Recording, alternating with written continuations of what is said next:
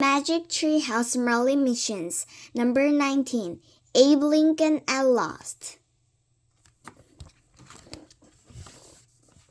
Chapter 6, Trust the Magic. Clouds hide the sun. Jack and Annie sat in a clump of dead weeds beside a dirt road in the countryside. A chilly wind blew the cricket limbs of bare trees. "You okay?" asked Annie. "I think so," said Jack. "Where are we?" "Looks like we're somewhere in the country," said Annie. "No kidding, but where? Why?" said Jack. Wait, said Annie. "Mr. Nikolai said if the president had a free moment, he'd take a ride in the country. I'll bet we've come to a spot where we can catch Abraham Lincoln on his ride, alone."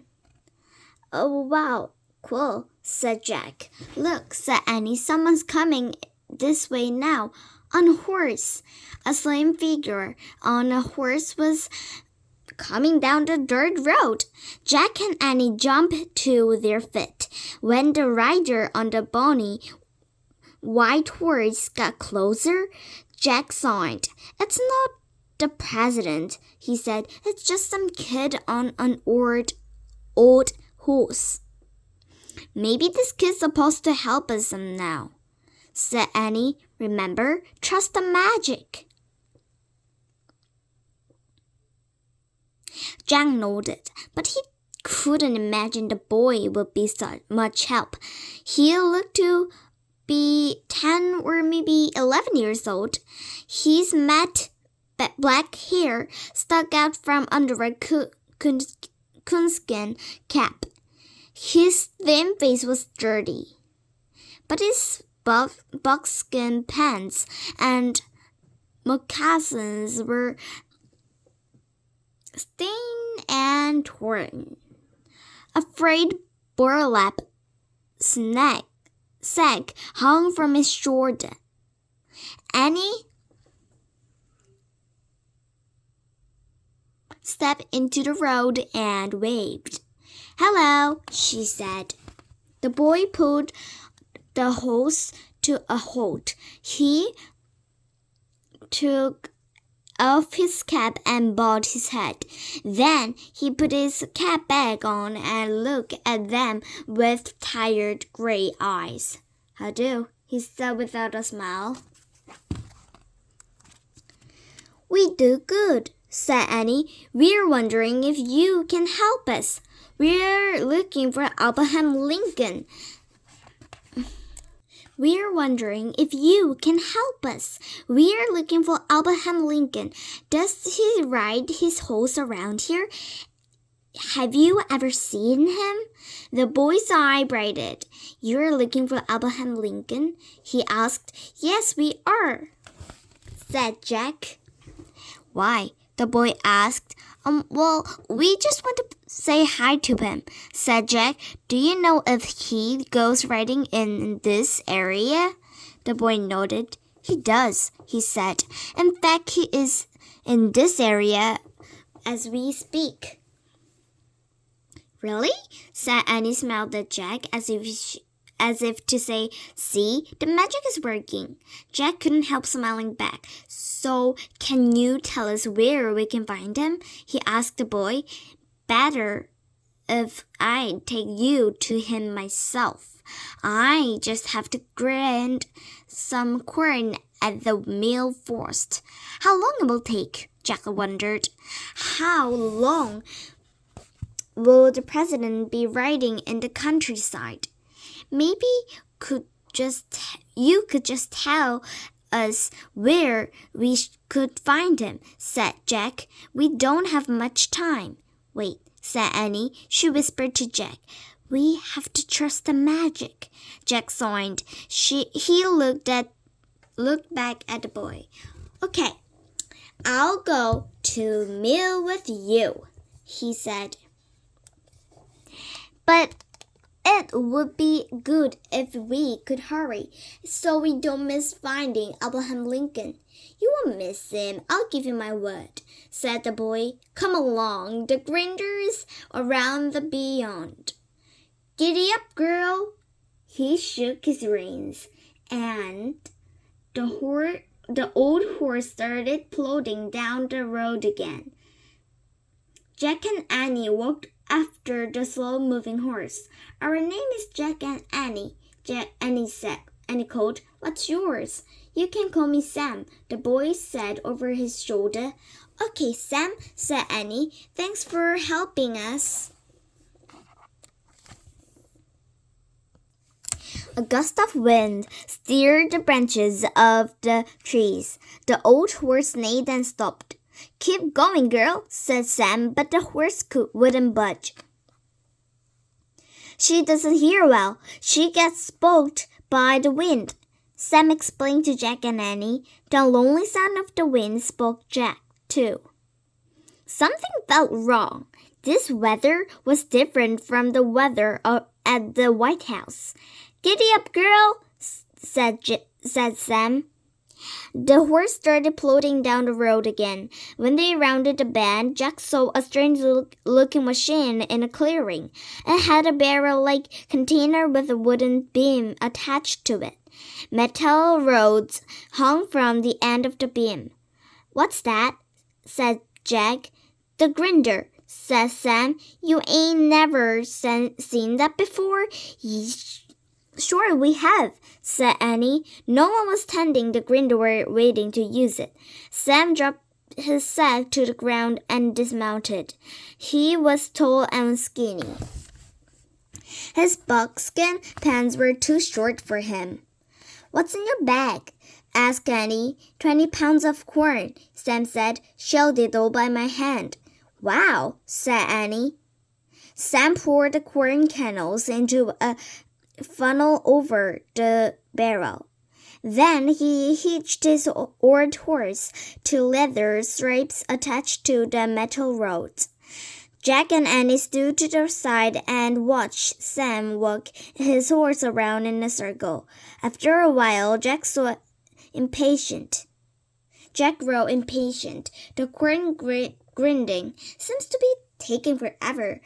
Before he could say anything, though a gust of wind came up by the horse reared. Keep moving, girl, said Sam. The horse neighed and tossed her head. Go on, girl, giddy up, said Sam. He slapped her backside. Giddy up, I said. The horse didn't budge. This nice Virgo waiting on us, said Sam. He pushed the horse from behind. The wind picked up, tossing dead leaves into the air. The horse neighed again, then kicked out with her fine hind foot.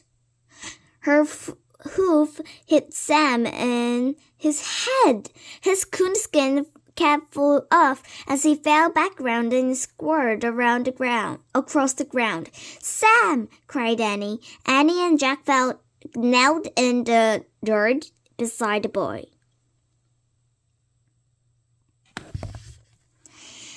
The trickle of blood ran down the side of his head. His eyes were closed. Sam, said Annie, can you hear me? She wiped the blood of his apron with her apron. Sam didn't answer or open his eyes. Hey, Sam, Jack said loudly. Wake up! But Sam didn't move. He didn't even get to be breathing. Jack and Annie looked at each other. Is he dead? Whispered Annie. Chapter 7. Sam's Farm. I don't know, said Jack. This was one of the worst things they had ever happened. He pressed his finger against Sam's wrist to feel his pulse, like he'd had seen on TV and in movies. Sam's eye opened. Giddy up, he said weakly. Jack laughed with relief. Phew! We were afraid you were dead, he said. I ain't dead, Sam whispered, blinking. But I'm seeing stars and my ears are ringing. Does your head hurt? Asked Annie. Yes, bad, Sam said quietly, his eyes squinting with pain. You might have a concussion, Jack said. Is there a doctor nearby? 35, said Sam. Minutes? Asked Jack. Miles, Sam whispered. Whoa, that's really far, said Annie. I had to go home to our farm, said Sam. He tried to sit up. Careful, said Jack. He couldn't remember what to do if someone has a concussion. With Jack and Annie's help, Sam managed to get on his feet. Thanks, the boy said. He staggered towards his horse. He swayed the collapsed onto the ground again. Sam, said Annie. She and Jack gently helped him back up to a standing position. Easy, just easy, whispered Sam. We'll help you get home, said Annie. You ain't do it by yourself, right, Jack?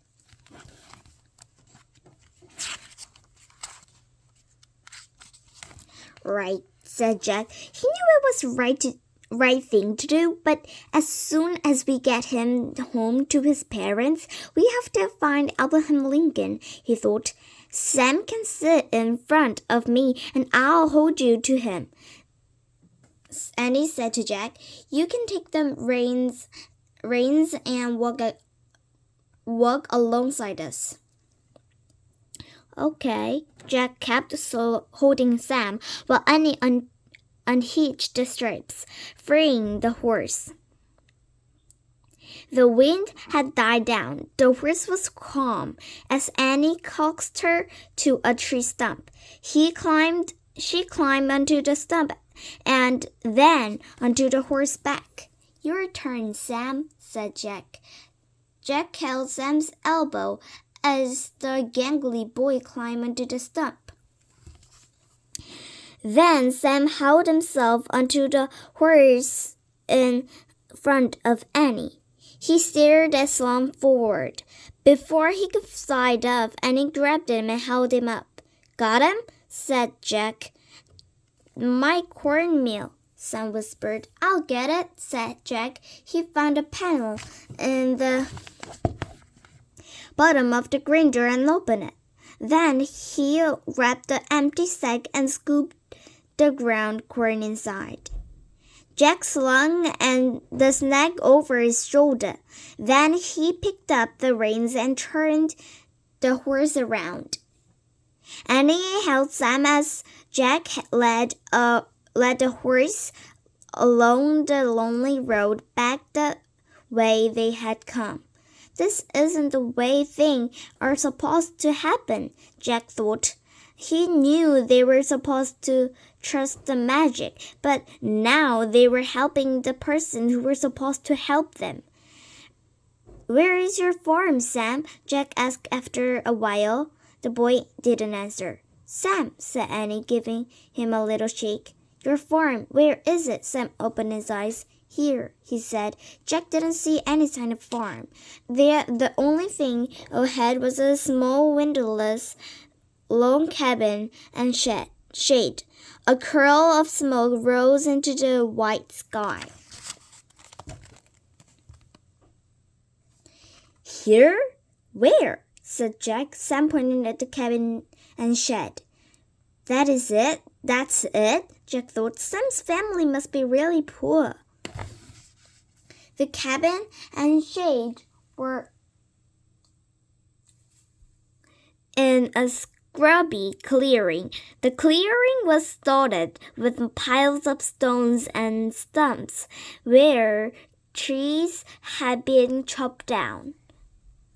Not much of a farm, Jack thought, but at least they hadn't wasted a lot of time getting Sam home. Jack led the horse towards Sam's farm. The cabin not only had no windows, it didn't even have a door. A black bear skin hung hung over the entrance. The horse stopped near the lean-to shed. The sound of a cow mooing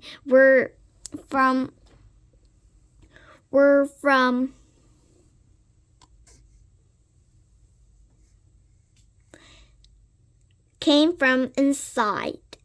I'll help you, Sam, Jack said, dropping the sack of cornmeal to the ground.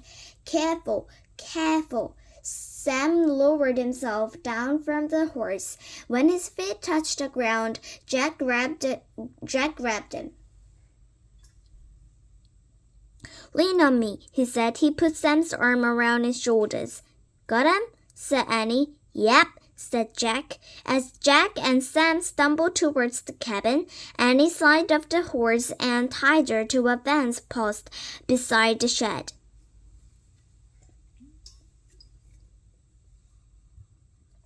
Then Annie grabbed the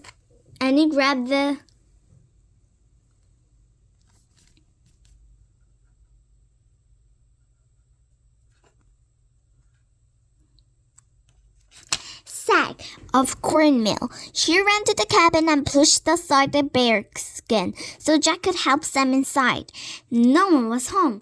The only light in the one-room cabin came from the daylight streaming through the big cracks between the logs of the walls.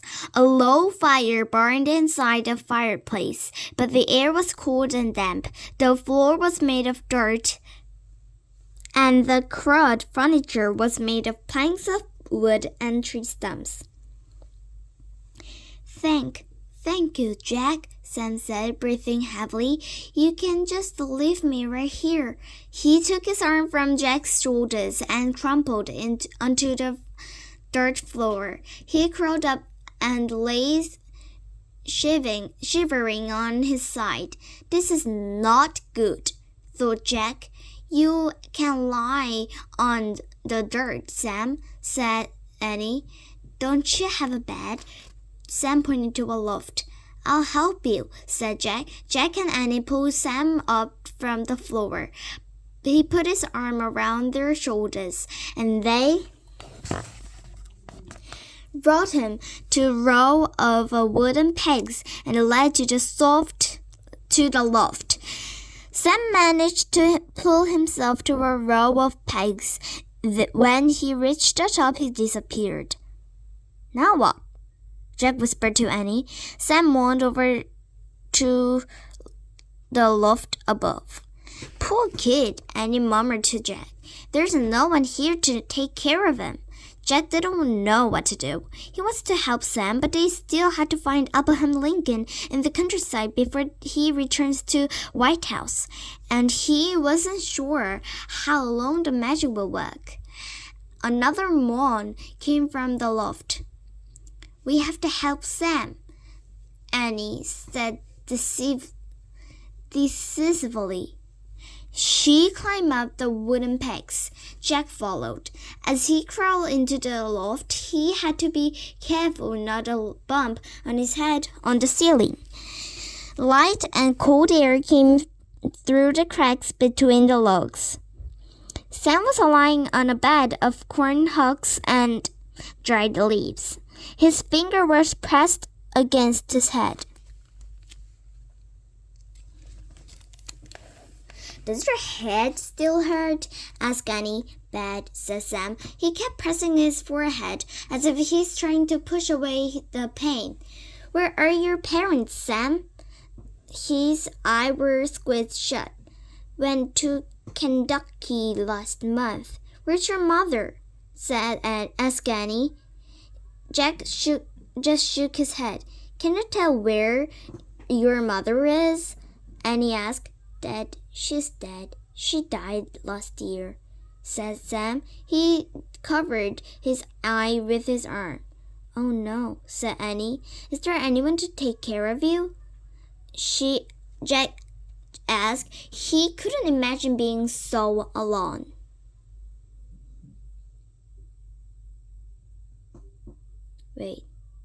Where are your parents, Sam? Asked Jack. Pa's gone, Jack said hoarsely. His eyes were squeezed shut. Went to Kentucky last month. Where are your mother? Asked Annie. Sam just shook his head. Can you tell where your mother is? Annie asked. Dead. She's dead. She died last year, said Sam. He covered his eyes with his arm. Oh no, said Annie. Is there anyone to take care of you? Jack asked. He couldn't imagine being so alone. My sister, Sarah, Sam said in a muffled voice. Where's Sarah now? Asked Jack. School, said Sam. When does she get home? After dark, said Sam. After dark, said Annie. Third day in December, said Sam. December? Thought Jack. When they landed in White House, it had been March. Maybe Sam's head injury had confused him. We're not leaving you, Sam, said Annie. Not until Sarah comes home. Don't have to stay, said Sam, winching with pain. We know we don't have to.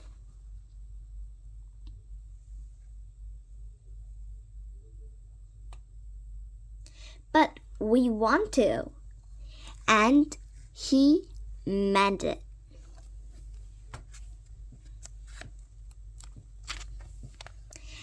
Chapter 8. Into the Rough.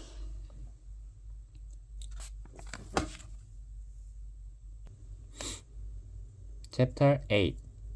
Into the Rough. Jack and Annie huddled in the soft loft near Sam. As the wind whistled between the logs, Jack could feel the boy's sadness. Thank you, Sam said. But I have to get up now. Have to do chores, help Sarah. No, not now, said Annie. Maybe Sarah can take care of your chores when she gets home.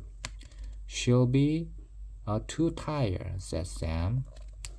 She has to walk a long way home. With Pa gone, she can't sleep. Hears wolves and wildcats all night. Really? Are there wolves and wildcats around here? Said Jack. Plenty, Sam said. I have to do my chores. He tried to sit up. Not until you feel better, Annie said firmly. You lie here and rest. We'll do your chores. Just tell us what to do. We'll be happy to do it. Won't we, Jack? Sure, said Jack. What are your chores, Sam?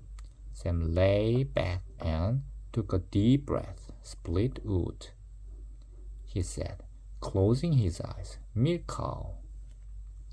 Get water from spring. Jack slipped the pencil and notebook out of his back pocket and wrote, Split wood, milk cow. Get water from spring. Where's the spring? Asked Jack.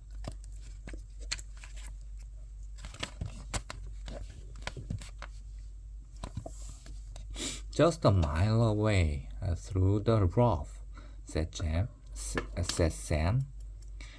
The rough? Said Jack. No problem, said Annie. Anything else to do?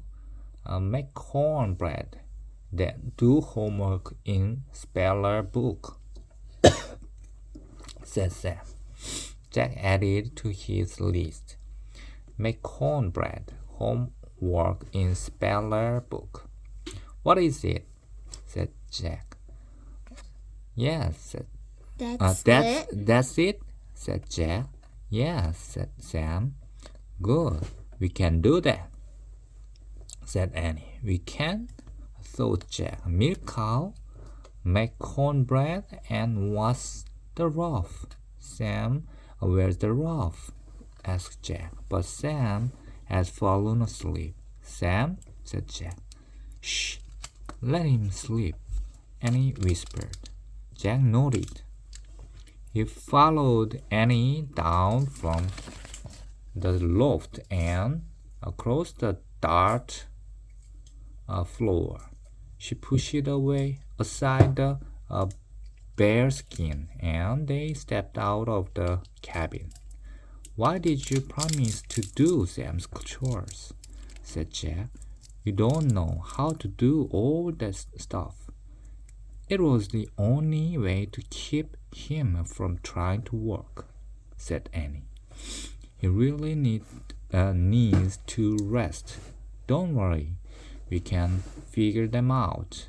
What's first?" Jack looked at their list. "Split wood," he said. "How hard could that be?" said Annie. "There's the wood pile. There's the ox." She strolled over to a stack of wood in the front yard. An ox was sunk into a fat log. Annie rubbed her hands together, then wrapped them around the ox's long handle. She pulled and pulled, but the ox didn't budge. "Let me try," said Jack. Annie stepped aside. Jack gripped the handle and pulled as hard as he could. But the ox stayed in the log. "Forget it," said Jack. "It's like trying to pull the sword from the stone."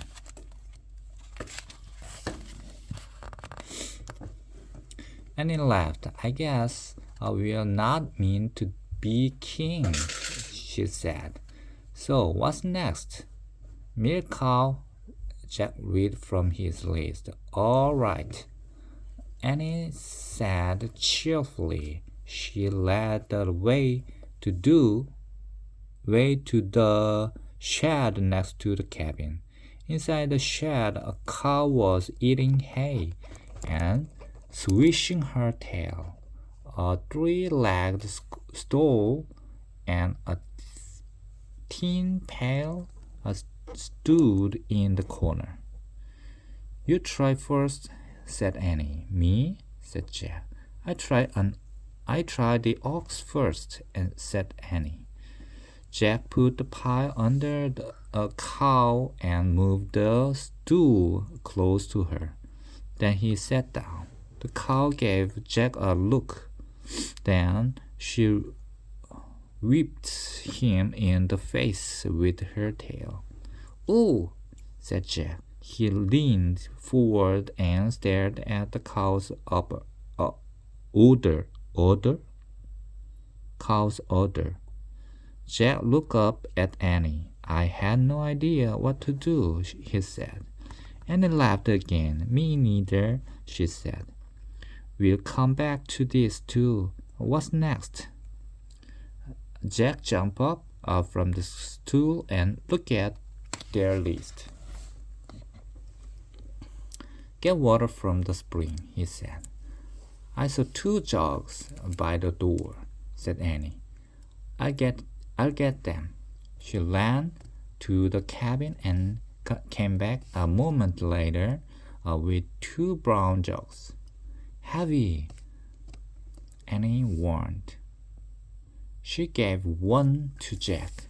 The jug was surprisingly heavy. "They'll be heavier with water," said Jack.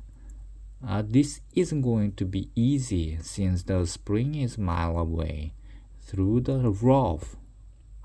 "Whatever that means." "I'll bet that's the rough over there," said Annie. She pointed to the woods on the other side of the clearing. Jack and Annie would their way through the stumps and stone piles until they came to the woody area, thick with underbrush. Wild grapevines twisted through bushes and around bare branches of small trees, binding it all together. "It looks rough, all right," said Jack. Annie pointed to a narrow path. "I'll bet that's how to get to the spring," she said. "Want to give it a try?" "Sure," said Jack. "Let's go." Carrying the jugs, Jack and Annie started down the path. They pushed away tangled vine and branches. Crows, sparrows, and woodpeckers swooped overhead. Squirrels ran up and down the small bare trees. Down the path, the rough got rougher. The path nearly disappeared. The tangle of undergrowth was so thick that Jack began to lose what little hope he had. "I can see pushing our way through this stuff for a whole mile," he said. "Me neither," said Annie. Let's go just a little further and see if it opens up again." Jack and Annie pushed past more brambles and vines. "This whole journey is leading nowhere," Jack grumbled. "No spring water, no split wood, no cow's milk. Worst of all, no Abraham Lincoln. We've missed our only chance to use the magic to have a private meeting with him." "I know," said Annie, "but we couldn't just leave Sam to try to do his chores. Offering to help him was the right thing to do." "I know," said Jack. "It's weird," said Annie. "Even though helping Sam isn't part of our mission, I feel like doing one good thing is somehow connected to do another good thing. If we're helping Sam, we're also helping Penny." "Yeah," said Jack. Despite his worries, he agreed with what Annie said. "There's only one problem. We have to get this feeder from X," said Annie. Jack looked back at her. "X what?" "You forgot we have to get a feeder." "No, X. Did you hear that?" she whispered. "Hear what?" whispered Jack. He held his breath and listened. "A growl," whispered Annie. Jack looked around, his heart pounding. "Like a wildcat growl? Or a wolf growl?" he asked. "Like that growl," said Annie. Jack heard the long, low growl. He heard a twig breaking. The hair went up on the back of his neck. Cornbread and molasses. Turn around slowly," Jack said to Annie. Clutching the water jugs, Jack and Annie turned around and started back the way they'd come. They tried not to make noise, but sticks and branches cracked and snapped. The growl came again, louder. "Forget slow," said Jack. "Run!" Annie bolted ahead through the brush. Jack ran after her. His heart pounded. Brambles and vines blocked their way. Thorns snagged their clothes. They ran fast as they could, knowing if all the breathing and threshing sound were coming from them or from the beast chasing them. They burst into the clearing. Jack looked back. He didn't see a wolf or a wildcat, but he wasn't ready to stop yet. "Keep going," he cried. Jack and Annie tore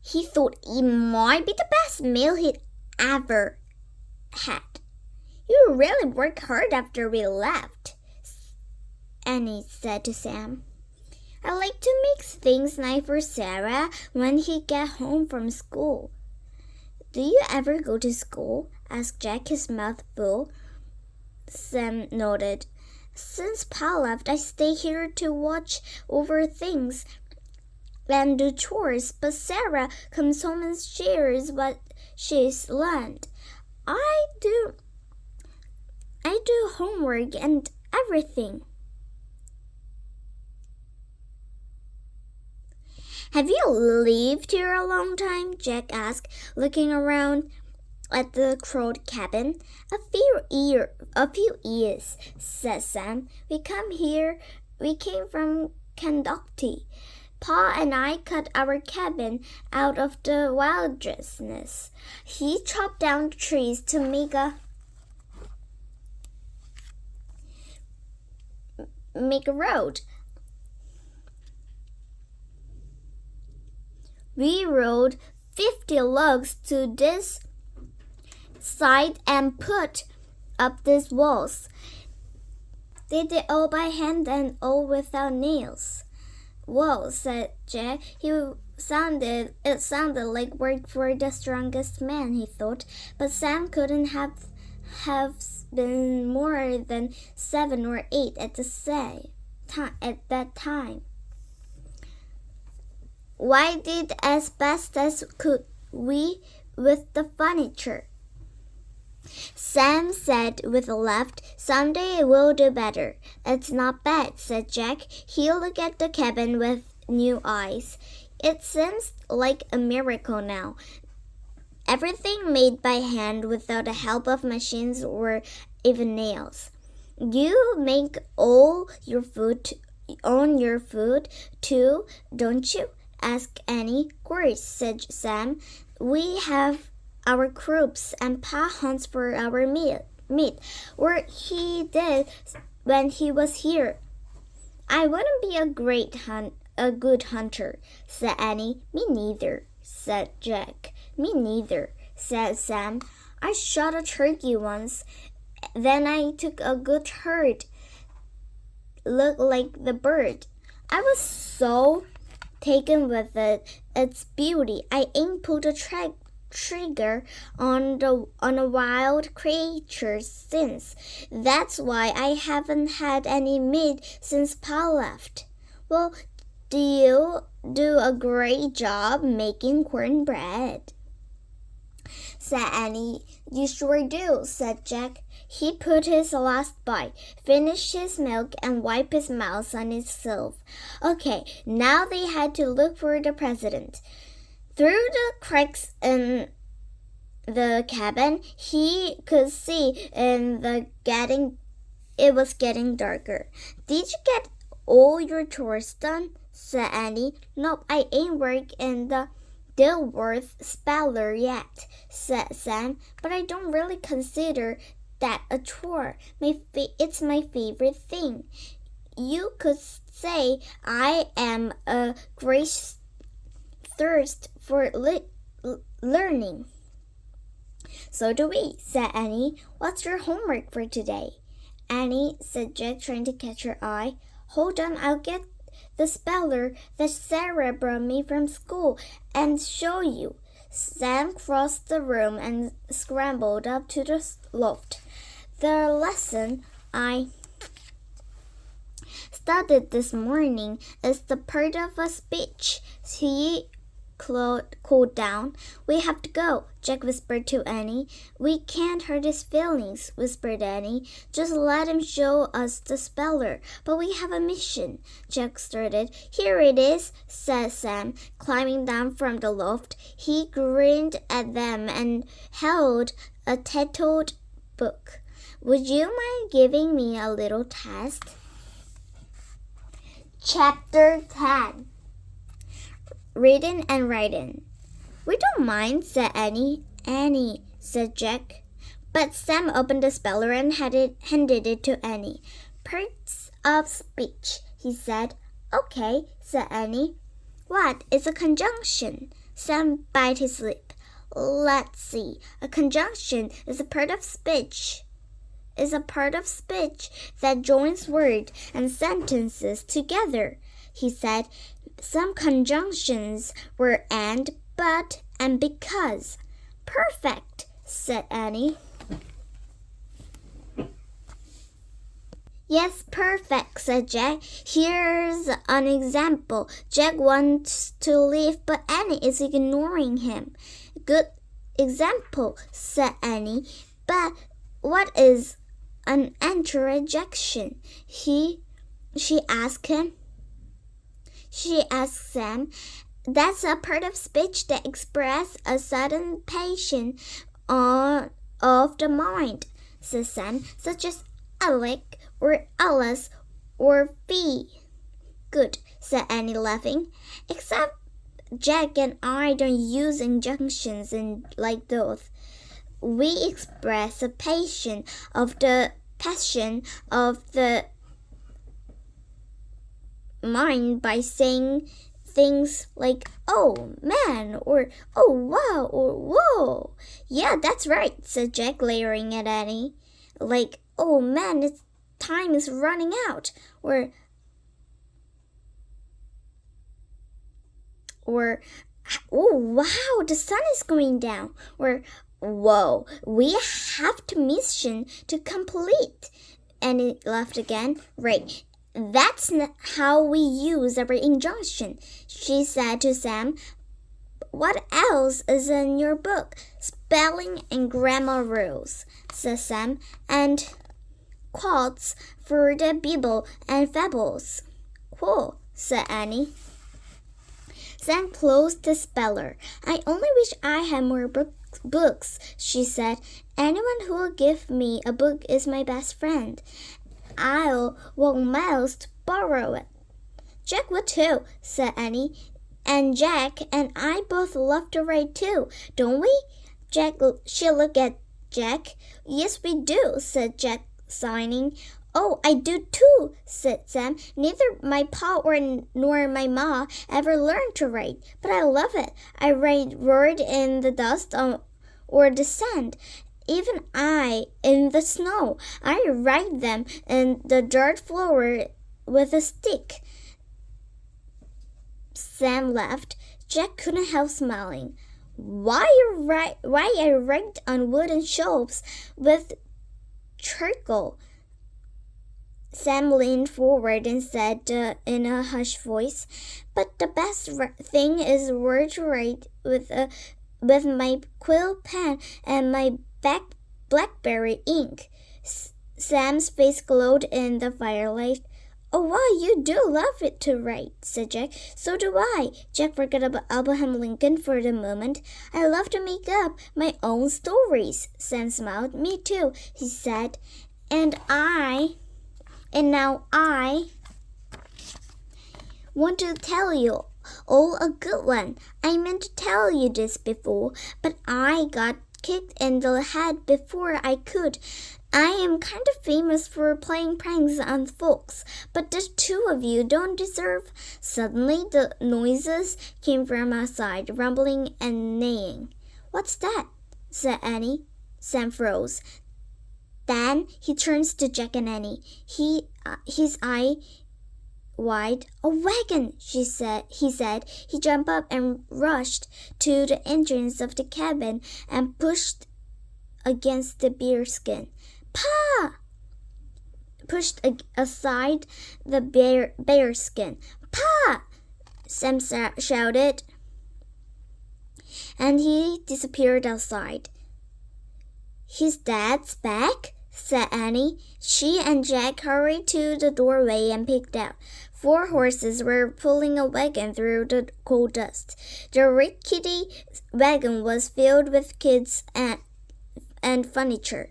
They watched us as Sam ran forward the wagon and the driver pulled the horse to a halt. Sam's pa jumped down from the bench and threw his arms around Sam.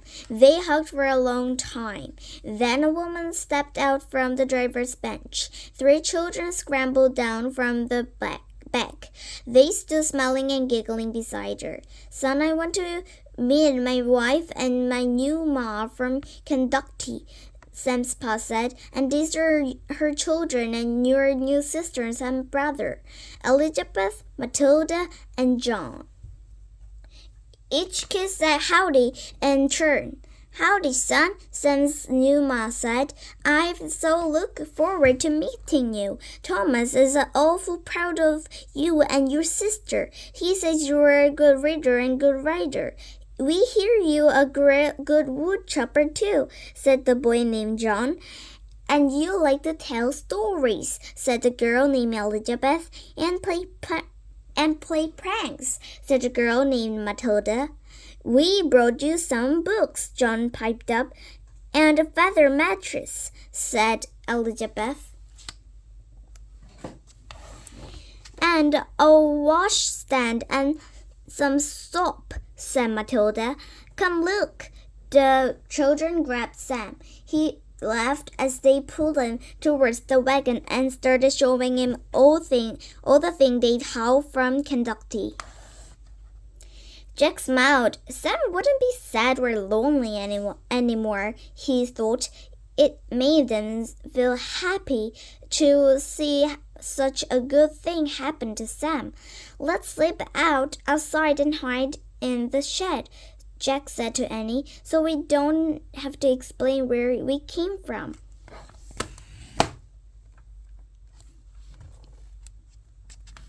Jack and Annie pushed past the bearskin into the shadows of twilight. They crept into the cowshed and peeked out. "Pa!" someone shouted. "Pa!" Across the clearing, a girl was running. She wore a black cap with a hood. "Sarah, my girl!" Sam's and Sarah's father rushed forward and threw his arm around his daughter. Sarah started sobbing. Her father hugged her. "Don't cry, girl," he said. "I brought you a whole new family. We'll all take good care of each other now. Come on, let's go in, and you can meet everyone. You'll love them. Oh, Sarah, I promise. I give you my word."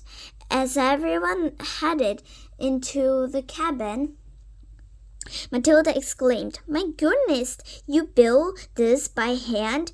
What a wonderful job you did," said Sam's new ma. "It's going to get better," said Sam's pa. "We're going to make a real door, aren't we, boys? And we'll make real floor with wood, with patch and roof, and put mud in chinks between the logs." "Yes, sir," said Sam and John together. Thomas held bearskin for his wife and at the children. Then he followed them inside. Jack and Annie could hear the sound of happy conversation coming from Kevin. "Wow, what a day to be with Sam, huh?" Annie said to Jack. "Really?" said Jack. "But what should we do now?" "I don't know," said Annie. "I think Sam forgot us in all the excitement. Like Dad had forgotten me under the bed in the White House," said Jack. "Jack, Annie!" Sam came running out of the cabin, calling to them in the faded light. "He didn't forget us," said Annie. She and Jack stepped out of the cowshed. "We're here," Annie called. "What do you?" "I want to give you something," said Sam.